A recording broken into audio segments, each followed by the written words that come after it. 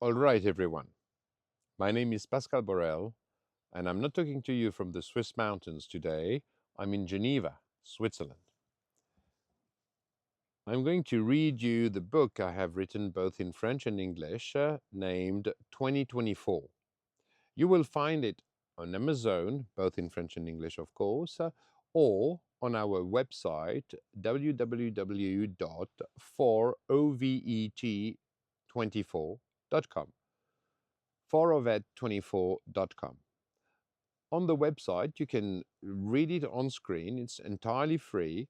And after every chapter, you will find a comment section where please do share your comments, of course, your criticism, your praise, or if you have any.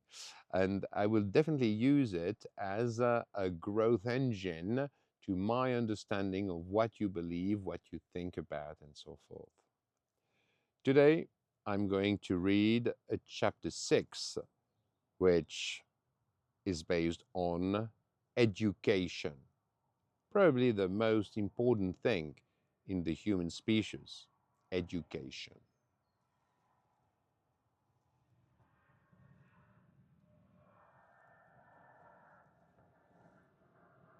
Let's start with a few citations.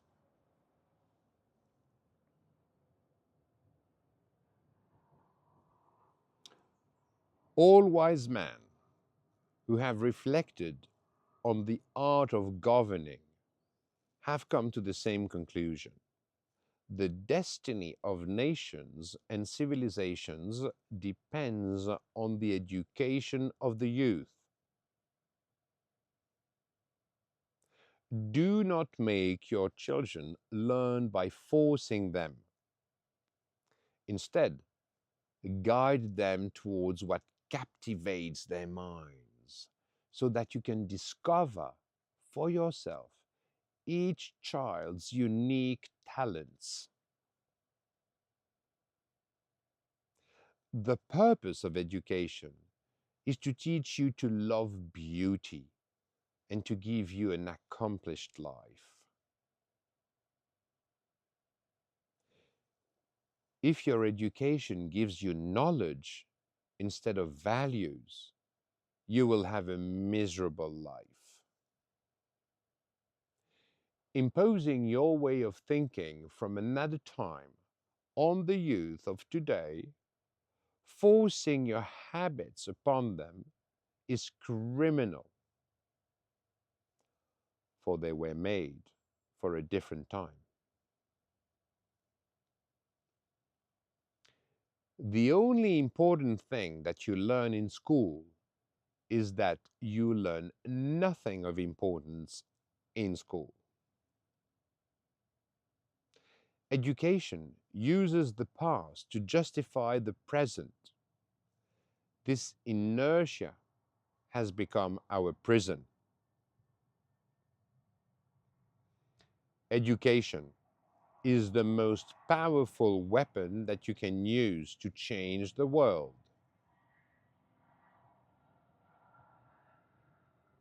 If you think education is expensive, then try ignorance.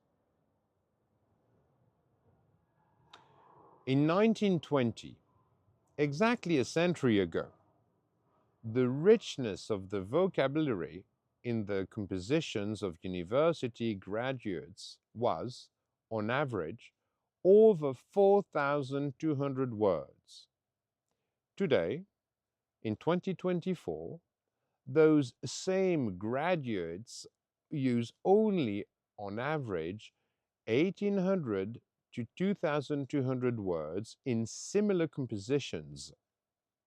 This is completely counterintuitive because a century later, the body of all available human knowledge has more than doubled.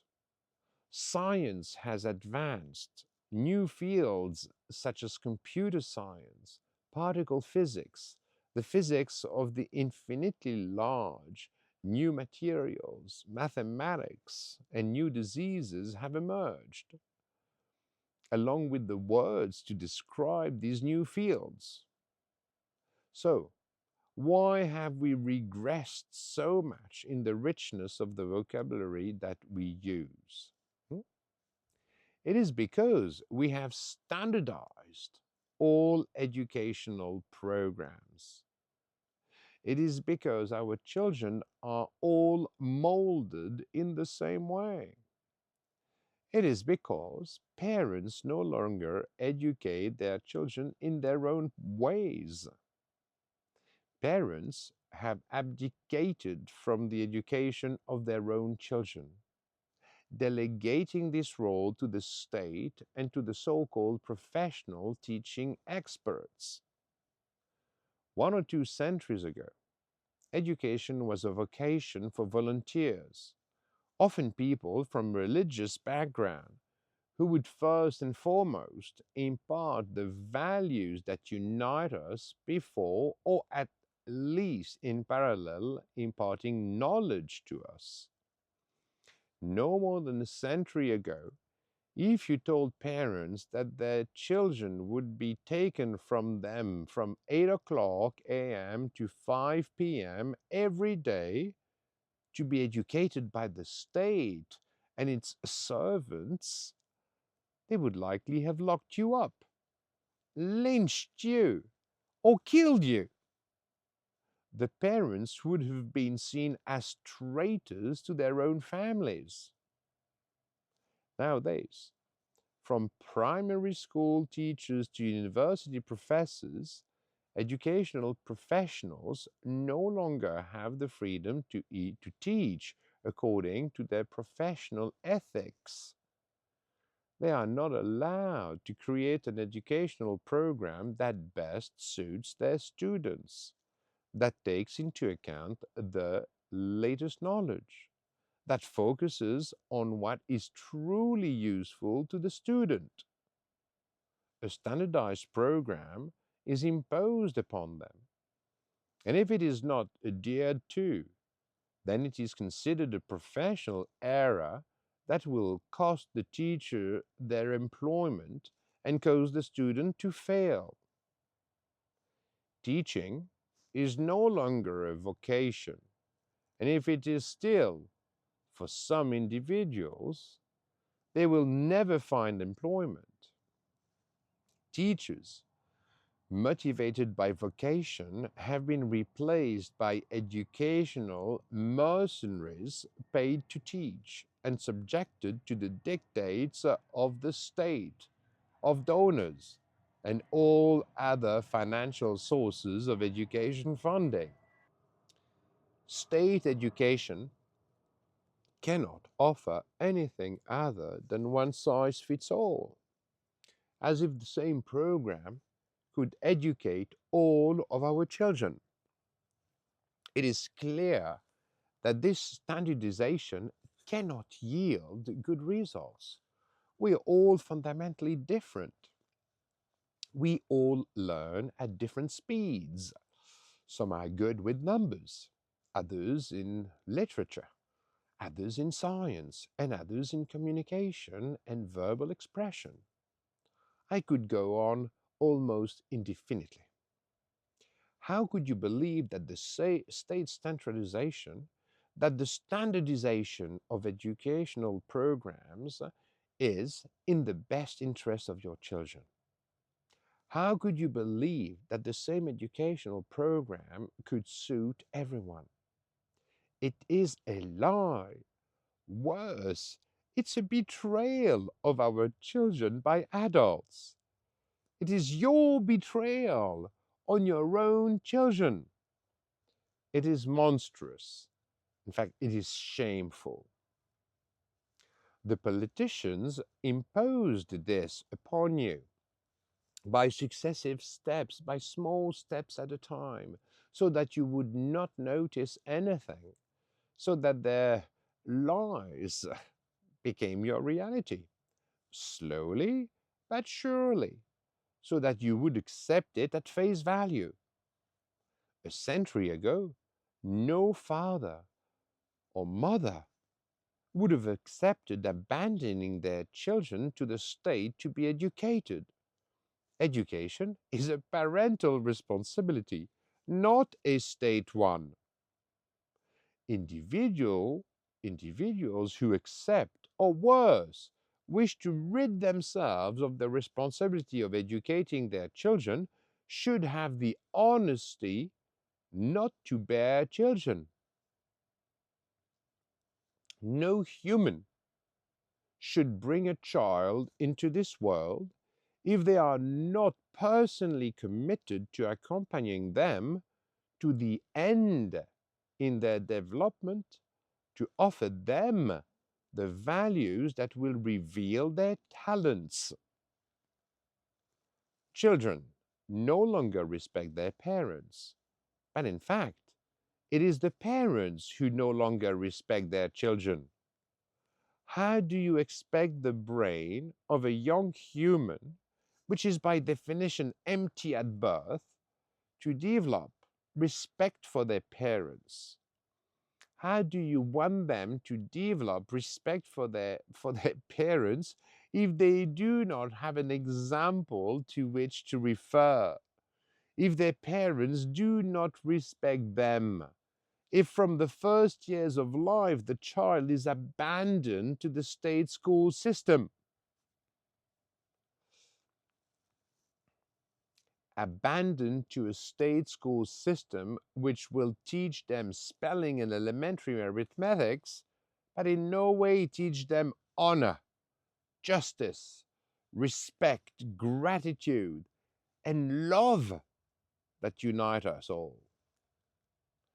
If your children do not respect you, it is because you do not deserve to be respected. You do not set the example. You have abandoned them. Humans learn by mimicry. And even if, in your eyes, setting an example is not the best way to educate, unfortunately, it is the only way. Try to remember that. In fact, you are reproducing that of which you are a victim, that which your parents failed to do for you. And it only takes 2 or 3 generations for the fundamentals to be forgotten. Personally, I have a son, but he has no father. To him, I'm just a buddy, a friend. He has no real respect for me. He interrupts me at every sentence. He lies. He threatens. He insults, among other things. The worst part of it, is that it is my fault. I am responsible. I let myself be manipulated. I am weak. As an example, when he was 6 or 7 years old, I caught him hitting his own mother with his fists. And when I wanted to intervene and punish him, my wife stopped me. She thought she was doing the right thing because she is a victim of what her parents taught her, or rather, what her parents failed to teach her. To her, education boils down to giving kisses and material goods, not sharing human values, or at the very least, reinforcing positive behaviors and sanctioning negative behaviors. It is an abandonment, and the child feels it deeply within himself. They are lost. They have lost the benchmarks that, in normal times, serve as the foundation of their social behavior. I let it slide because I did not want to cause conflict with my wife. But what a weakness! What abandonment of my most basic duties! What selfishness on my part! Because I prioritized myself, my immediate comfort, my harmony with my wife, over offering my own son what I owe him, what he would have deserved if I had been a father worthy of that name. How can the child I abandoned respect me? It is obvious. I am ashamed of myself. Ashamed. Because the foundation provided by education from one's parents no longer exists, young humans are left to fend for themselves. They no longer have any confidence in themselves. They no longer believe in the values that have made our species successful. They no longer believe in love because they have never experienced it with their divorced or separated parents. How can children replicate a model that they have never experienced? We all learn by imitation because we have specialized neurons that allow us to feel in ourselves what others feel. This enables us to replicate the models that seem best adapted to our environment or simply the most suitable for our lives. Our youth no longer believe in traditional family values. And they are right to no longer believe, because in the Western society, the family is no longer an example that permits them to learn the values that have historically made our species strong, to permit them to learn the values to create and to cherish that which enables us to live together in harmony and to pass on life in turn. The fathers and mothers of your youth today have abdicated from their responsibility. Today's parents lie to their children constantly about everything. For example, the first lie that you tell your children: nothing is more important than your professional career. The second lie: there will never be anything more important in your life than your professional career. The third lie: your success will only come from your professional career.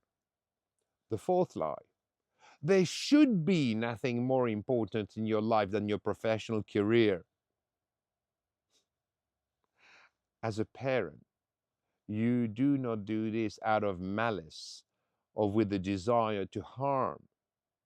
It is what the system asks you to pass on to your own children. It is that of which you have been convinced and what you repeat to your children like a parrot in a circus, because you have never taken the time to reflect upon this. It is a recipe for human disaster that has dramatic consequences and can be observed everywhere in the world. But there is worse. As soon as parents realize the damage inflicted on their children by their absence, they shift their responsibilities, for example, to nutrition specialists in case of obesity, to psychologists in case of inappropriate behavior. Some parents even go as far as blindly accepting to medicate their children with Ritalin and other neurotropic agents to make their lives easier and to obtain a form of chemical artificial harmony within their own family. Of course, to the greatest delight of the healthcare and pharmaceutical industries, who profit financially from the misery of the parents and children globally. Always the same financial motivations. This time generated by parents' abdication from their responsibilities. Educators, professional teachers are all complicit and accept neurotropic agents as a solution to make their lives easier. This is solely to avoid having to work and to educate their students properly. Here is a simple example. A school principal told me about some parents who had a difficult son, in inverted commas, who medicated him with Ritalin to turn him into a sheep. This education professional proudly boasted about the result. I quote, "What a relief for the family and for the teachers." In fact, this is just another example of abdication of responsibility. This poor child has lost his personality to become a docile sheep, following the herd, a future faithful employee, an efficient money-making machine, just like the standardized state school programs wants to make him under their state-imposed education mandate. The worst part is that following these discussions, my darling wife Bridget insisted for years on putting our own son on Ritalin. She did not want to harm him in any way, but she's so formatted. She's so blindly she so blindly trusts those respectable professionals that she accepts without question the marketing lies of the criminals of the public education system, the criminals of the healthcare and pharmaceutical industries, without ever imagining the harm that she is about to inflict on her own child. She is so unaware of her role as a mother, so overwhelmed by the failure of her relationship with her offspring, that she seeks redemption by the prescriptions of drugs to her son, with the complete support of the so-called expert child psychiatrist. Her response to this situation has neurophysiological foundation called auto-exteriorization. This reaction requires her to find a scapegoat, a culprit, for her miserable failure to get rid of her guilt. She externalizes onto another her responsibility that she rightly perceives as her own. She is obliged to rid herself of the weight of the feeling of helplessness generated. All parents who, in their childhood, were victims of a state-delegated education rather than a benevolent parental education find themselves in the same desperate nightmare. Let me take another example. Leonardo da Vinci, Michelangelo, was one of the most influential artists and geniuses of his time, who contributed greatly to our current human heritage. It is a fact that he had a difficult childhood. He was an illegitimate child. He was kidnapped by his father, who took him from his mother around 5 years old to be raised by his grandfather and his stepmother, who unfortunately died young. Do you think for a moment that if his successive educators had put him on drugs like Ritalin, benzodiazepines, or other junk product by the pharmaceutical industry, that he would have painted the Sixtine Chapel? Do you think for a moment that if his father has shirked his parental responsibilities by allowing educators or doctors to medicate his son with drugs, that he would have painted the Mona Lisa? Of course, you know all the answers. Draw your own conclusion. And for God's sake, take action. Or is that too much to ask? You probably consider that your own children are not worth the effort. I'm just about to vomit. Vomit.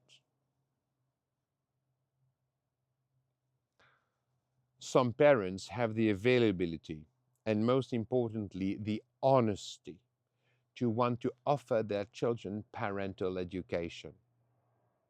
But it is often an uphill battle. Generally, the state and its legal frameworks forbid you from homeschooling because they want to keep control of what they put into young minds. Not only is it criminal to educate your children according to your convictions, values, and what you consider important, but the state also constrains you to be an incompetent father or mother. When you send your children to state school, you no longer educate. You become incompetent yourself because you abandon your role as a father or as a mother. As you know, we are the champions of adaptation, and no living being spends any energy maintaining a function they do not use. In this sense, I would argue that state education constrains you to be incompetent in the field of education because you are prohibited from practicing education. You are legally required to delegate this function to the state. It is all the more dramatic because the values of love, family, respect for the father, respect for the mother, the brothers and sisters are acquired during the early stages of childhood. When children are not are only minimally exposed to human values, they are highly likely to become antisocial and incapable of founding a family in their turn, let alone passing any values to their offspring. They become emotionally impaired, incapable of empathy, incapable of loving themselves, loving others, getting along, collaborating. They are antisocial. And it goes even further. Because statistics demonstrate that in Western democracies, more than 80% of delinquents in prison behind bars originate from families where the father is absent, not the mother, the father. It is, it is systematic abandonment. It is an obscenity. But the state is satisfied with this situation because it permits them to use their repressive means to control you. Here is another example from my personal experience. For my son, Rackham George Theobald Borrell, and for me, Pascal Thierry Borrell, the Western environment in which we live has become toxic.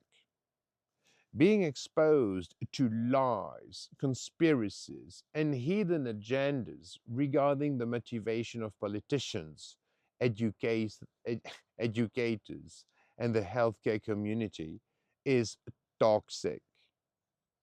It is no longer an example for a 14 years old boy who should acquire human values and the confidence to found a family, have children, and raise them correctly. If my son Rakam does not have this example and the serenity that goes with it, how can you expect him to one day pass on life with a high probability of not creating anything other than broken or completely unstable children? The example that the Western world offers us today is the opposite of what a family should ever become when it has a father who correctly fulfills his role, a father who holds his correct place. Religious values teach us that for humans to succeed, they need a father of the family, a father of the nation, and a father in the heavens. It is high time that we reflect on this message, delivered to us by the founding fathers of religions.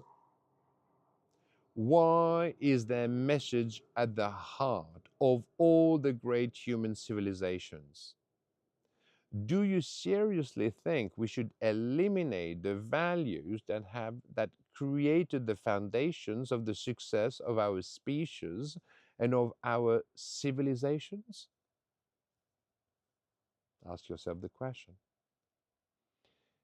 In sociology, it is said that the father is the law. Does this come from the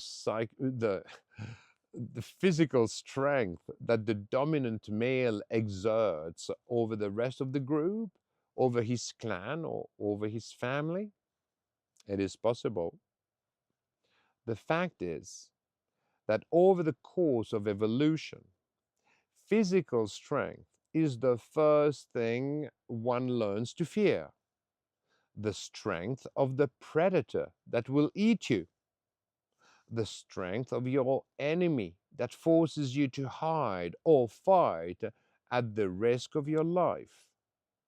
This fear is healthy because it forces you to understand the dangers and to protect yourself from them. It shapes your behavior and increases your life expectancy. For the, over, for the overwhelming majority, fathers do not need to use physical force because the mere fact that they possess it is enough to calm any disrespectful behavior towards the order that they are preserving. Your child therefore learns the law, or alternatively put, learns the limits from the father. It is their first exposure to the respect we all hold for the rules that unite us within the family unit, and then for the laws that unite us within our nation, and finally, the laws that unite us on a global scale. The same concept likely applies on the scale of the universe. There must be a father in the family, a father in the nation, and a father in the heavens. Each of these three fathers constitutes the pillars on which a man relies throughout his existence: family, nation, spirituality. If the child possesses these three dimensions, they can embark on a life with a strong chance of succeeding in their human or professional endeavors. I personally believe very strongly that my role as a father is, above all else, to share these values, to emphasize their importance, and to integrate them at the core of the legacy that I will leave behind when I depart from this universe. I am in charge of my son Rakam's education because I can no longer delegate this vital parental responsibility to the state. I offer him my example, my values, my courage, my work, my knowledge.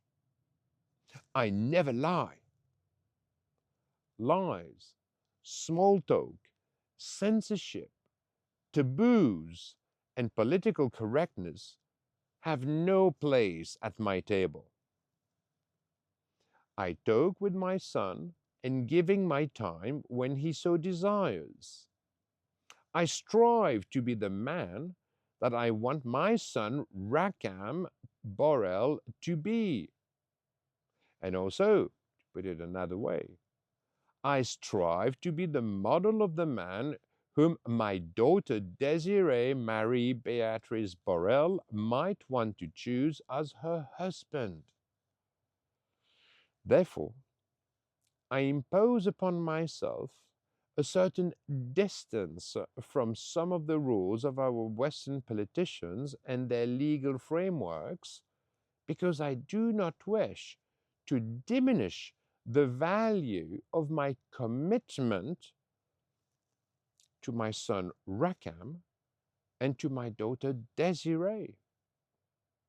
I no longer seek to find in today's environment what is not there, or what is no longer there, or what has been pushed into the background, or what we have decided not to share with our offspring. I only engage in battles that I have a chance of winning. I avoid all other battles, postpone them, I conserve my energy, and when the time comes, I will stand by my son's side. I will stand by my daughter's side. I will be there for him. I will be there for her as a father should be. My values. The current Western systems of education only produce good little soldiers, well molded to fit into big corporations and their financial logic. The state wants to deny me the right to teach my son human values such as family, love, gratitude, solidarity, kindness, respect, and sharing with the less fortunate. All the legal devices are there to prevent me from creating a stable family and passing on life by raising my children decently. It is criminal. And in Switzerland, there are laws that forbid me from making him anything other than a passive employee, a money-making machine in the service of the greedy titans of our economies. For the state, my sole role is to provide purchasing power to my children. All parents do it. It is the rule of our financial world. I will now provide you with an example of how the state, in complicity with the law and the police who enforce that law, prevent you once and for all from having any control over the education of your children. It is my story, the one I personally experienced with my two children, Rakam and Desiree, and with my wife, Bridget. Let's go for it. When my son Rakam was 9 or 10 years old, can't remember, during breakfast one morning, he started eating his food without using his hands, like a dog would eat from its bowl. I asked him 3 times to sit properly and respect the food on his plate. He laughed at me, ignored my request, and continued to eat like a dog, causing its toes to fall on the floor. I intervened. As my words were not enough, I took my responsibility as a father by reinforcing my words with action. I gently tapped the back of his head, a small light gesture, neither a slap nor a spank or let alone a hit, The spoon in his plate left a small red mark on his upper lip. No cuts, not even a bruise, just a little redness, right? He went to school and bragged to his friends, describing the scene. He told them, quote, "Oh, my dad smashed my head into my plate during breakfast." All of his friends laughed. He was the star, telling the funniest story of that morning. But then, one of the teacher, whose name I have forgotten, overheard the conversation between Rackham and his classmates. Instead of discussing it with Rackham or my daughter Desiree, who had witnessed the scene, of course, and was also one of this teacher's students, this teacher went to see Mr. Patrick Dumoulin. May he rest in peace, he died since, another teacher, and the school principal. As educational professionals, one would expect them to have a dialogue with the children, to form a rational opinion about the situation and about the relationship between them and their parents. But no, in the Swiss educational gulag, teachers do not have a say, nor the right to exercise basic common sense. Oh, no, no, no. They are forbidden from taking responsibility. They are afraid, and instead of doing their duty, they take refuge in the scared procedural code imposed by the state. They have learned, likely the hard way, that this is the only way to cover their asses. Without informing my wife or myself, they got the police involved. Imagine my surprise one morning, a few weeks later, at 11:45, when I receive a telephone call from Sergeant Droz, asking me if I was free to come down to the police station in 15 minutes' time. He told me that the matter concerned my children. Naturally, I was immediately worried, so I cancelled all my professional commitments and went to the police station straight away.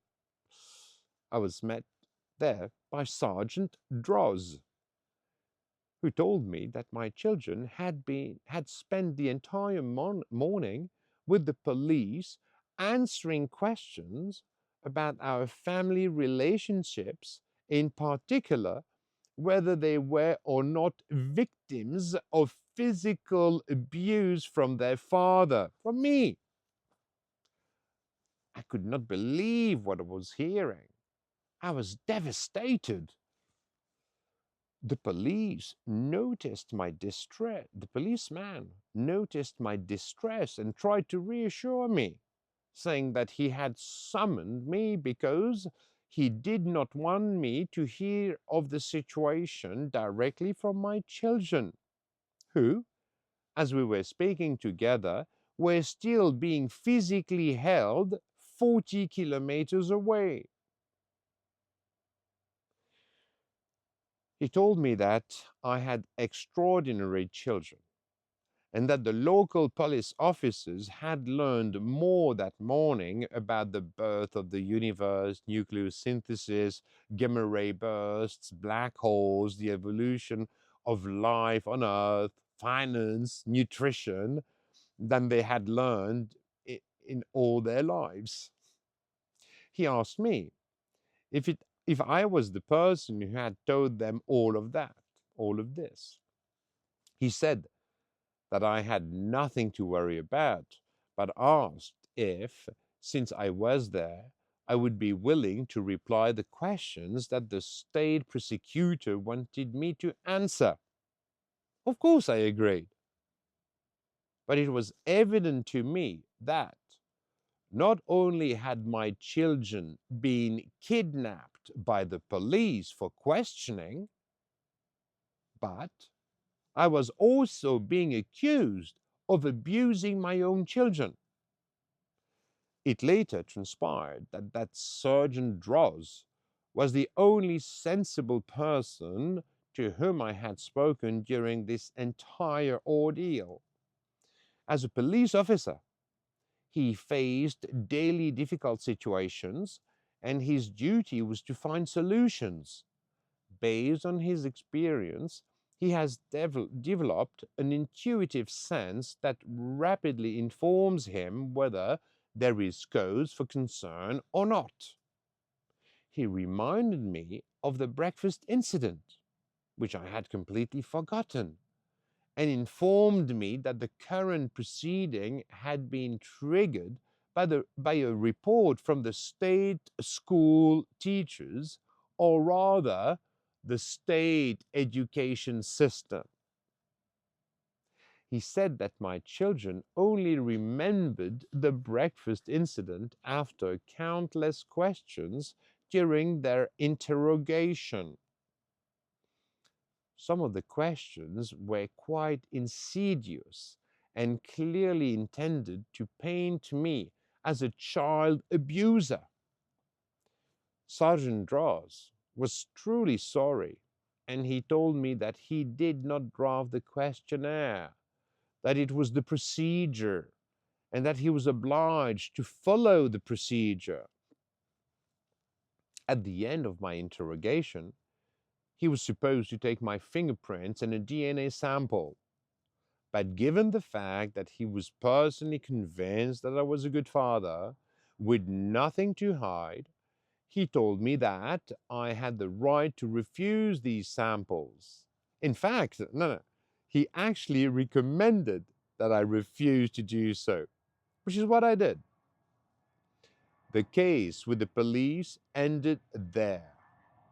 But my wife Bridget and I were summoned by the tribunal to compulsory attend a couples therapy session with experts from the Child Protection State Department. I contacted them the very same day and organized the meeting for 2 days later. We were met by two women, one of in her 50s, whose name I have forgotten, and the other, a certain Mrs. Taramarca, about 30 years old. The latter vehemently accused me, maintaining that to which I was subjecting my son was unacceptable, that I was a violent and dangerous man, and that in all her long experience in her professional role of oversight in the Entremont school sector, she had never ever experienced anything like this. My wife Bridget and I were flabbergasted and upset by such terrible accusations. There was absolutely no discussion. We were guilty without the least presumption of innocence. We were terrified that the custody of our children would be taken away from us by these people, empowered by the force of the state's legal violence, which was granted to them. They had the absolute authority to do this. It was their moment of power, and I cannot criticize them for using this power. They did use it. They did revel in its use. They did not use this power for justice. They used this power simply to justify their own existence, to demonstrate their utility within the system that employs them as puppets. They did not think for a moment about the harm that they were causing to our children, the harm that they were causing to their parents, the harm that they were causing to our family. They were, in fact, stealing a little more of our role as parents, as a father, and as a mother. We truly feared this violence, and we feared the power held by this Mrs. Taramarca, who could destroy our family by taking custody of our children away from us with no opportunity of appeal. In fact, this whole situation was a nightmare, but a very real one. We were living it. The Swiss state imposed it upon us. If you want to control someone, make them afraid of you. This is the principle used by the state and its minions in the example above to prevent me from raising my children in any way other than the way that they have decided. It is an alliance of the legal framework, the police forces, and the state system of education to transform your children into a compliant workforce that will not question their power or the legal framework, nor the Constitution. States have understood that to govern citizens, they are required to control the education of the young. They require sheep who will passively follow the flock without any protest to preserve the inertia of the system that makes politicians all powerful and bankrolls them. These politicians absolutely need the citizens to create value for them, but they need compliant citizens who no longer decide anything. They absolutely depend on this because politicians alone are cost centers. Unlike you, they produce no economic value via their work. In spite of this, we need them. They are in no way our enemies. On the contrary, they are our indispensable allies because they administer our societies. But they have no business being involved in the domain of education. They have absolutely no role to play in the education of your children. It is the responsibility of politicians to give back to the education professionals full autonomy and decision-making power, and in particular, to give back the same to parents.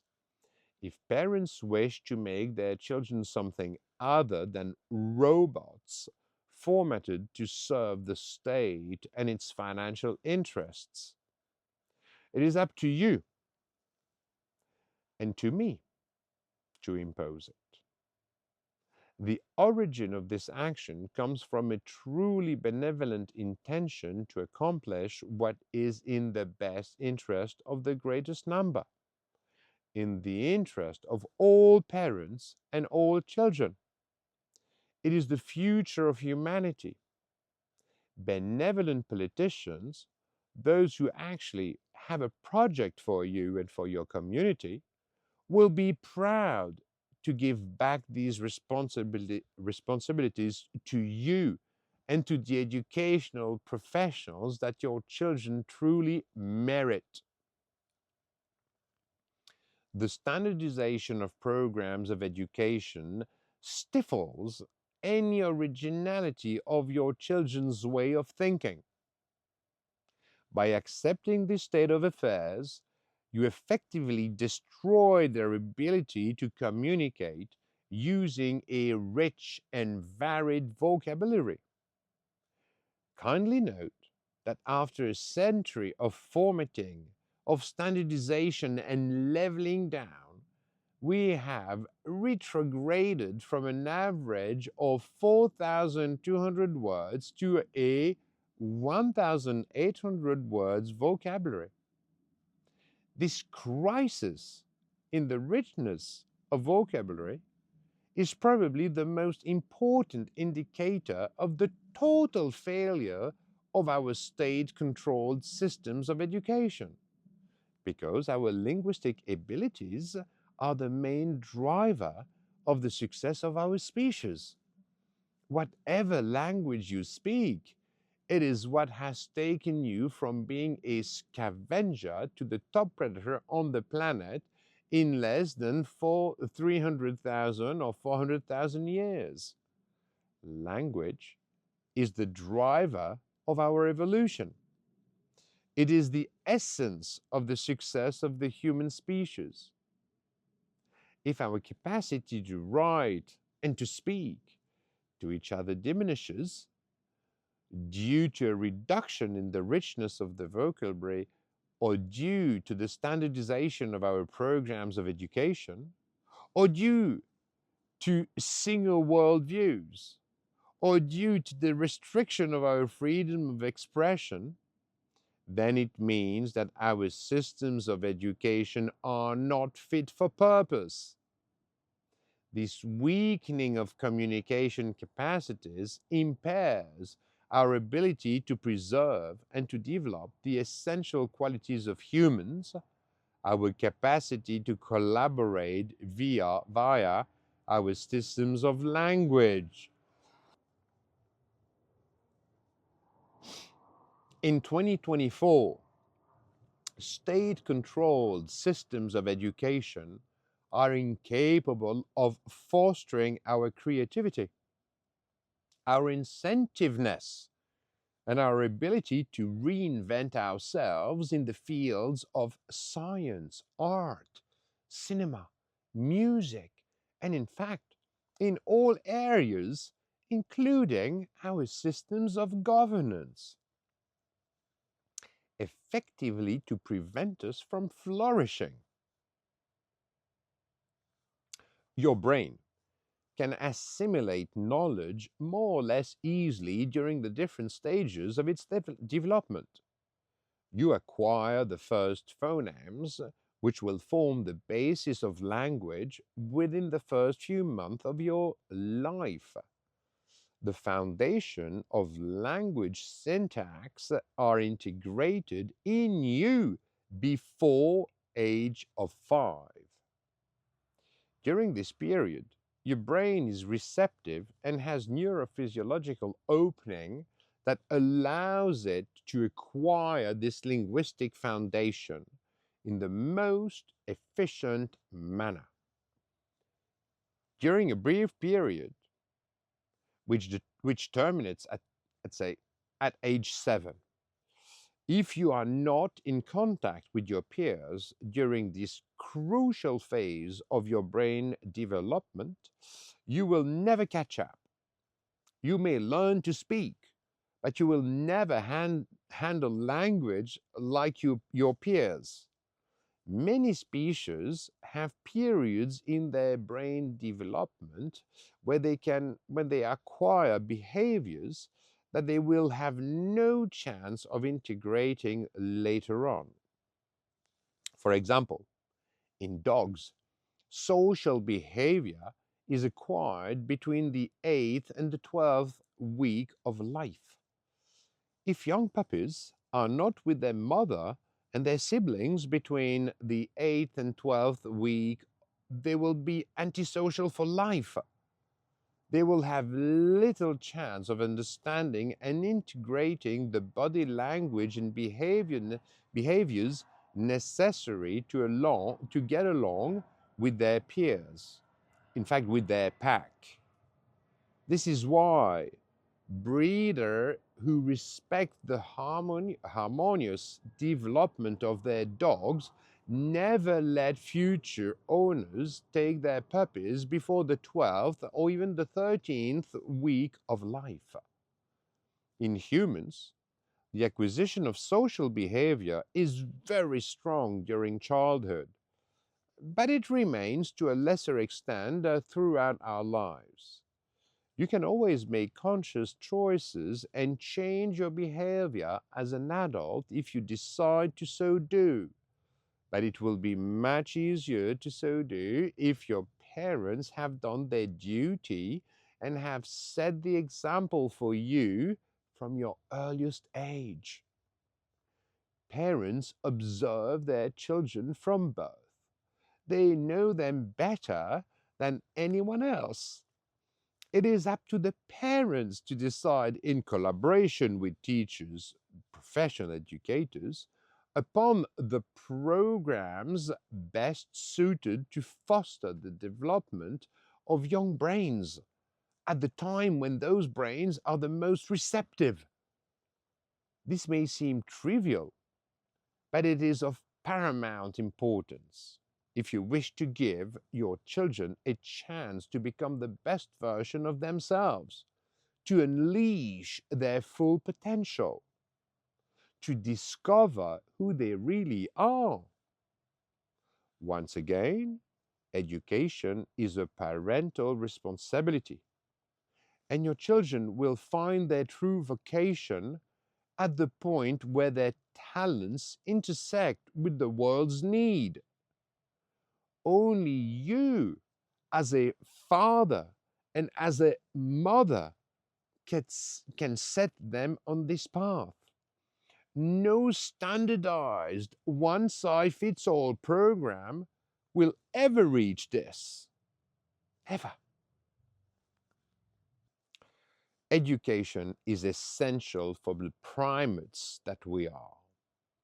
It is the future of humanity, and we can all agree on this point. It is probably the most indispensable and costly ongoing investment in our societies. It is intuitively easy to understand. It takes 30 years and over $10 million in 2024 to produce a doctor. Indeed, training a doctor from kindergarten to the end of hospital internship will take a minimum of 25 years. In fact, depending on the specialization, more like 30 years. And it will cost in total between $5 and $10 million. Some studies show that it is in fact even more expensive because of the use of scientific equipment, laboratories, and other infrastructures.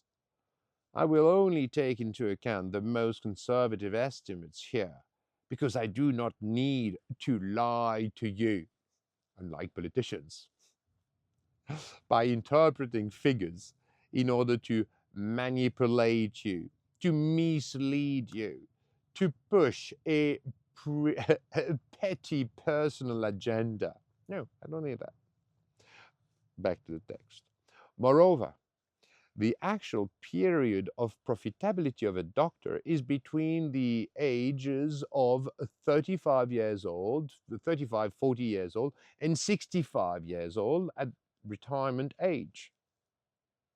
Our system of education spends $10 million plus for only 25 or at best 30 years of true effectiveness, of true profitability of the doctor.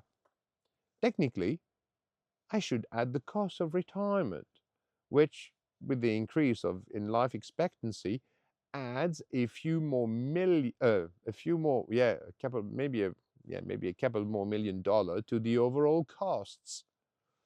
I use the example of medicine because we are all familiar with it, and it is particularly striking. But you can extend the reasoning to all sectors of human activity. The figures will vary a little, but rest assured that the cost of educating our brains, empty at birth, is the most expensive ongoing investment for humanity. Even though it is counterintuitive, states have succeeded in making you believe that education and therefore learning is free. You do not have to pay anything to raise and educate your children. I stated that you believe education is free, that it is a social right, that we all have the right to this, and that it will not cost anyone anything. Are you totally stupid? Are you totally dumb? Do you think that the most precious asset of human beings, namely knowledge, is free? But how can you let yourself be manipulated and lied to in this way? How can you be so dishonest as to think that our most precious asset, that which marks our difference from all other living species on our planet, is free?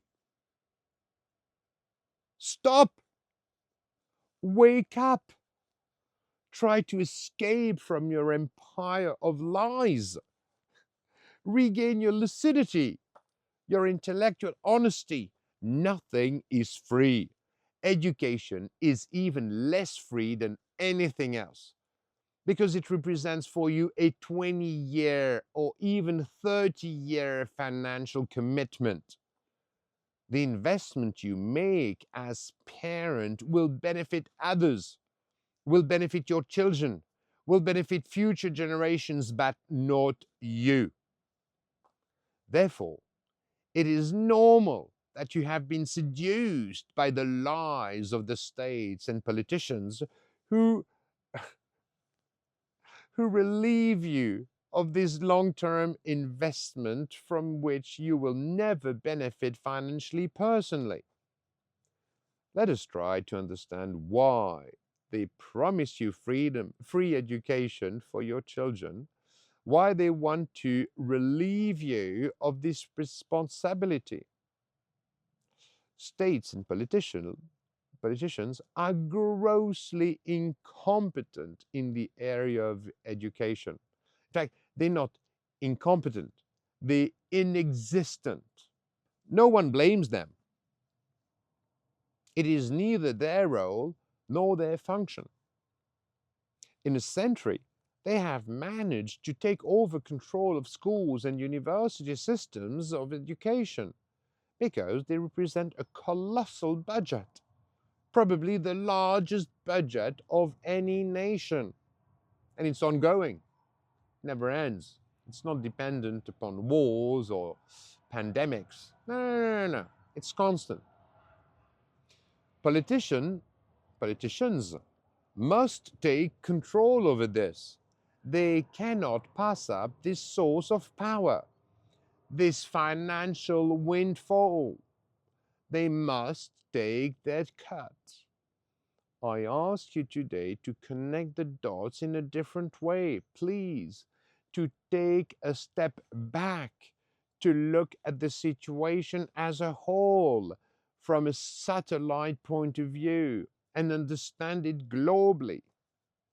You must realize that states want to control systems of education for financial reasons, but not only. They forbid you to personally educate your children for reasons of power, to better control what they put into the minds of future citizen slaves.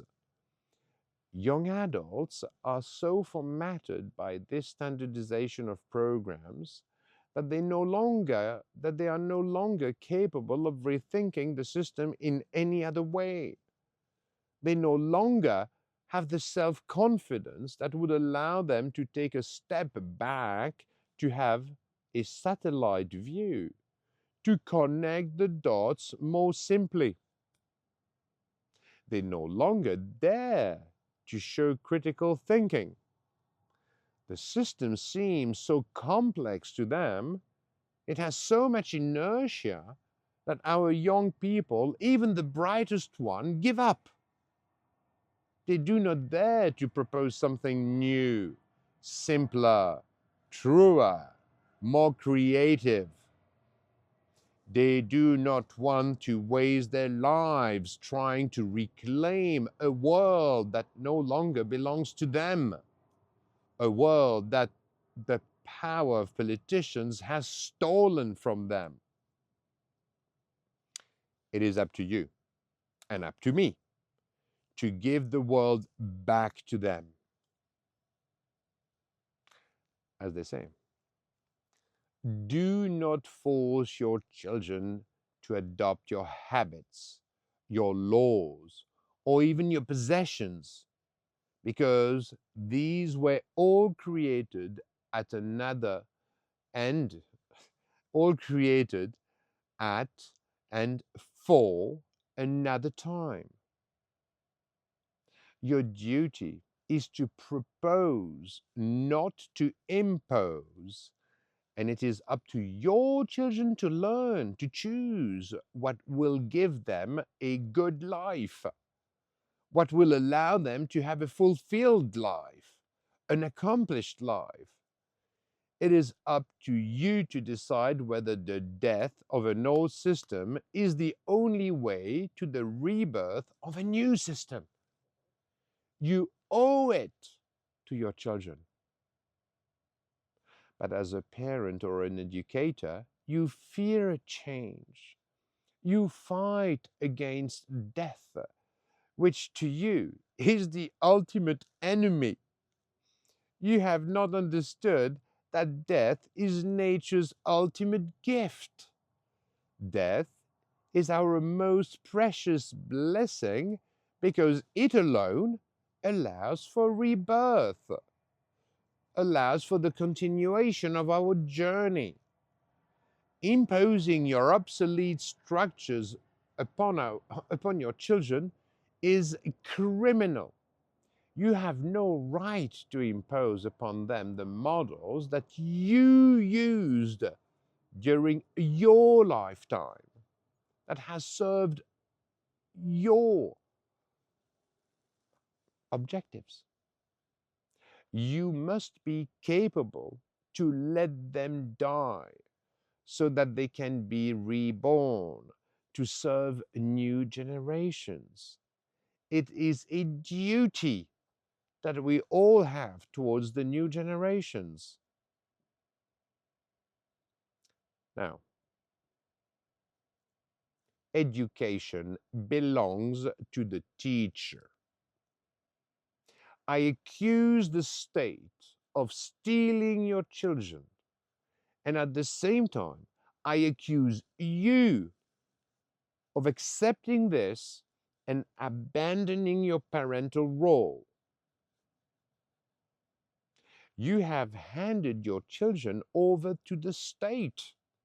It is a fact, and it is something that you see everywhere.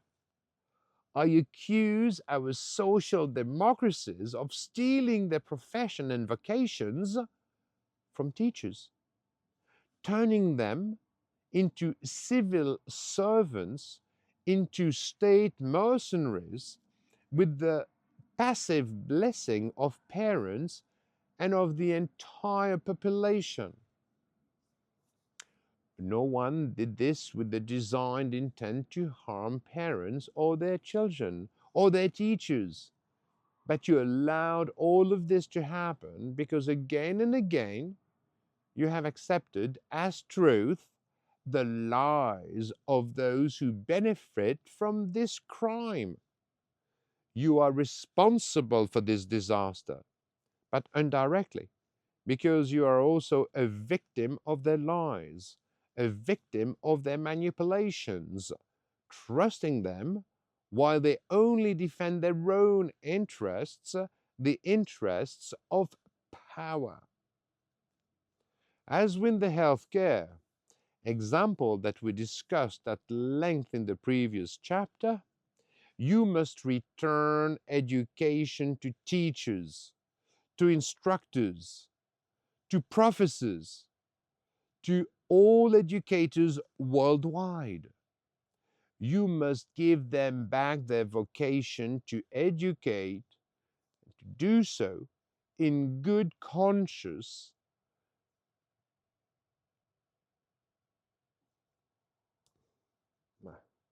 I can't even speak.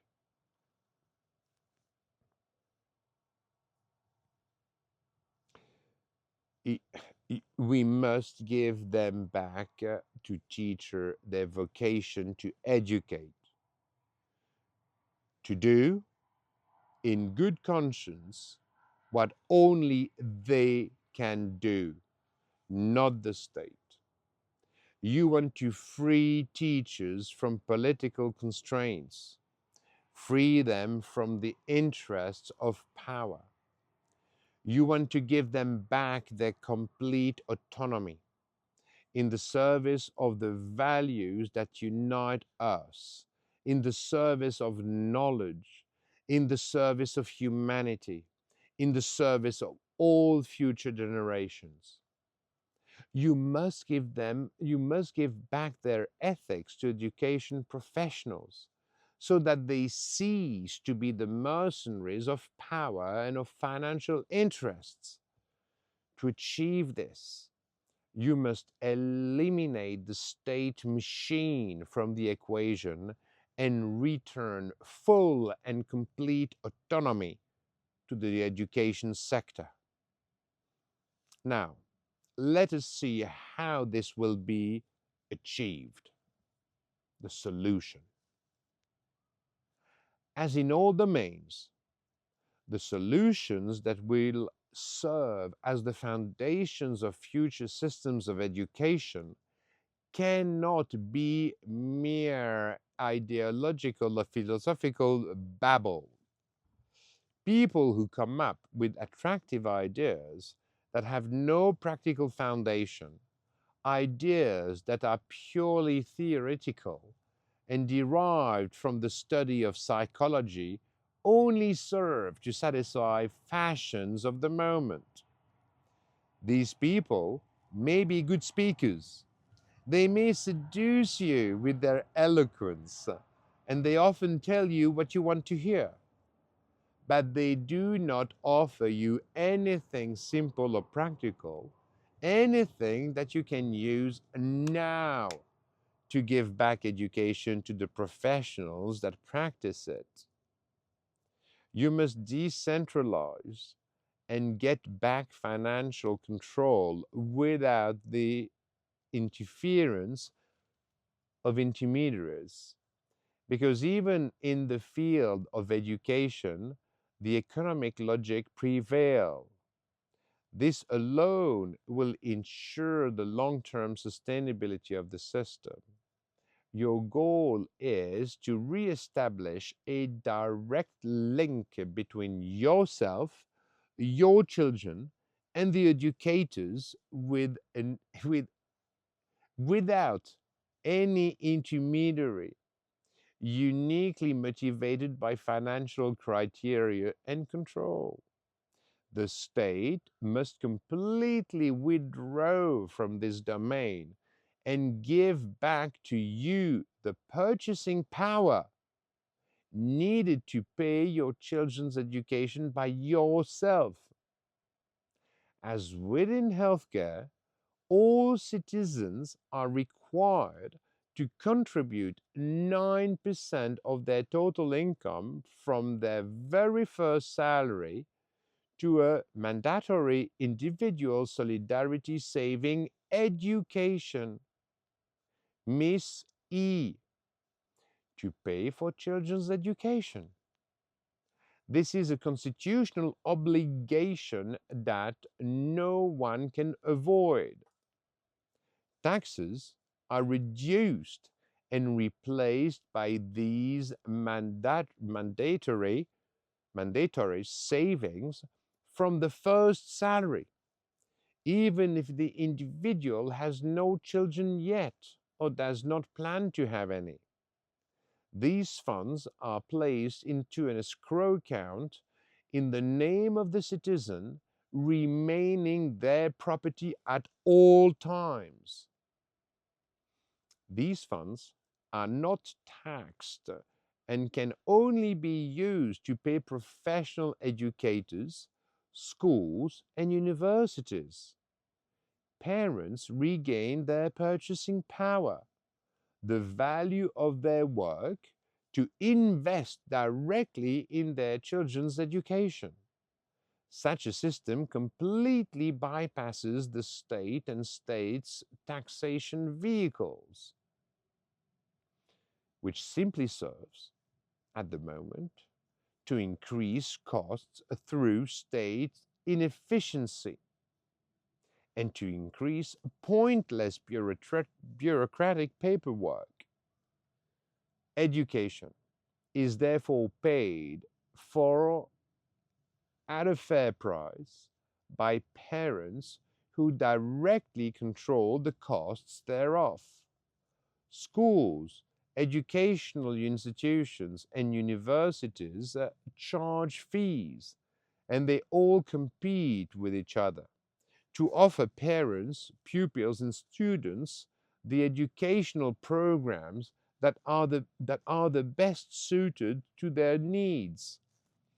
It is the teaching professionals who determine the programs for all the subject taught, doing so autonomously and independently without any political or state constraints. They draft these education programs in good conscience, offering what they believe to be best suited to prepare students for their adult professional lives. Parents, in collaboration with their children, choose schools and universities based on the programs that best suit their goals and ambitions. They have the financial means to do so, thanks to the mandatory individual solidarity saving education, MISSE, that is at their disposal. Taxes are reduced, and with increased purchasing power, parents can freely choose what they believe is best for their children. If parents wish to allocate more than their MISSE education to their children's education, they can. Of course, they can do so. That is a family decision based on the child's or student's desire and potential. Public or state financing of educational institutions and universities is prohibited by the Constitution. The financing of the systems of education by sponsors or private donors is permitted only as long as they have no influence whatsoever on the educational choices of the teachers. It is up to the education professionals to ensure profitability of their institutions and financial well being. To do this, they offer attractive educational programs to parents and students at a fair price without state intermediaries. They propose what they consider to be the most effective way to bring the child to maturity as efficiently and quickly as possible, and they build their competitive advantages on this.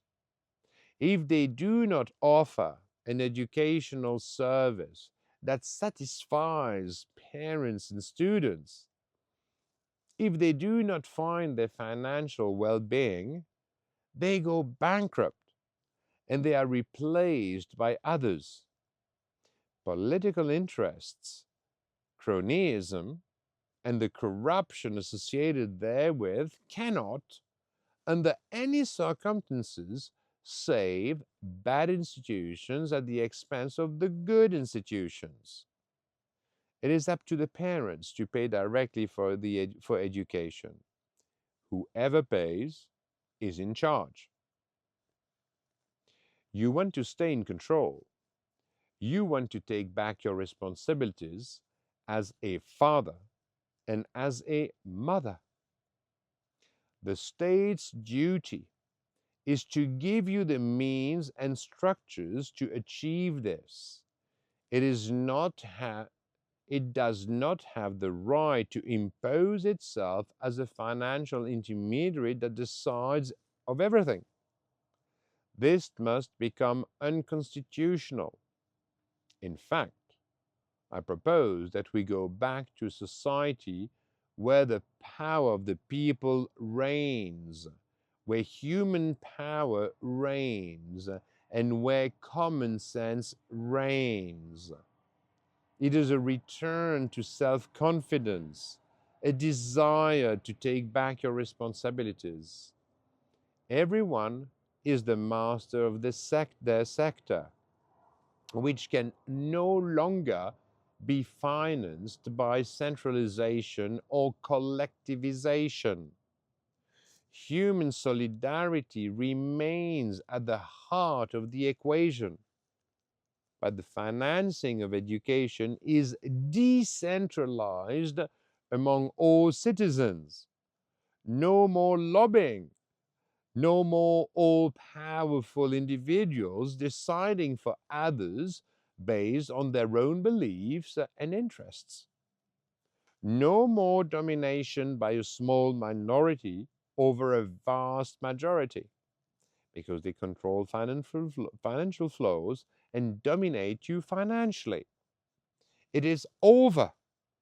Everyone is free to make the best choices for themselves, for their children, and for their loved ones.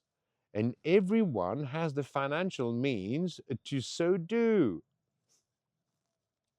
The structures of governance systems give us the possibility, this possibility. Summary. Any sensible, well-intentioned person can only agree that education should be returned to professional educators. The only way to do this is to eliminate the parasites who have deprived them of their vocation as teachers, who control them by imposing standardized programs and the accompanying administrative structures. To do this, you must enshrine in the Constitution that never again should a small number of individuals be allowed to centralize the financial flows generated by a sector of human activity as important as education. This is in the interest of the nation, in the interest of all individuals, on both an individual and collective level. Each citizen, each family must remain in solidarity with each other, with others, via constitutional rules that discipline them and ensure they will never become dependent on or a burden to the community. If the state, the legal framework, and the Constitution do not permit you to be responsible for your children's education, to give them the values that you wish to pass on, and to respect the programs designed by education professionals, not by the state, without the state administrative constraints, you must consider them your enemies until they give back your freedom, until they give you back that for which you have paid them. Your goal is not to destroy, but to rebuild in order to replace an old model that has reached the limit of what it can offer, that no longer serves future generations, that stifles creativity, that hinders freedom of thought and expression, that gives our children no chance to become the best version of themselves. Adding a few laws or new rules to the existing system, which is already saturated, will only increase the capacity of those who use it to impose what serves their interest, not your interest or your children's interest. You must rethink the system of education from A to Z and lay new foundations. You want an education system that belongs to the teachers. You want varied and adapted teaching programs offered and designed by professional educators in full independence. You want to restore a direct relationship between your children, teachers, and parents. You want healthy and stimulating competition between all actors in the education field. You want the state to return the financial means to pay for your children's compulsory education by yourself. You want to remain in solidarity with all your fellow citizens through a mandatory, independent, solidarity saving education, MISSE.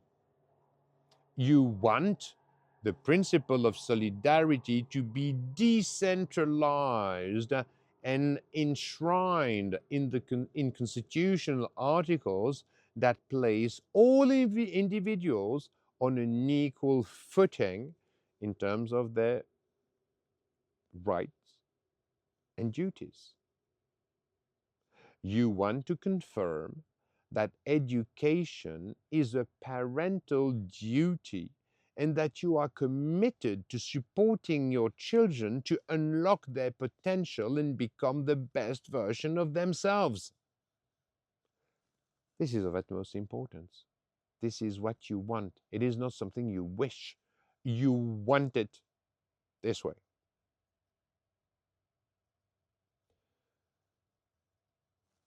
Please find the following Article 8 of the Constitution and its paragraphs on the education sector.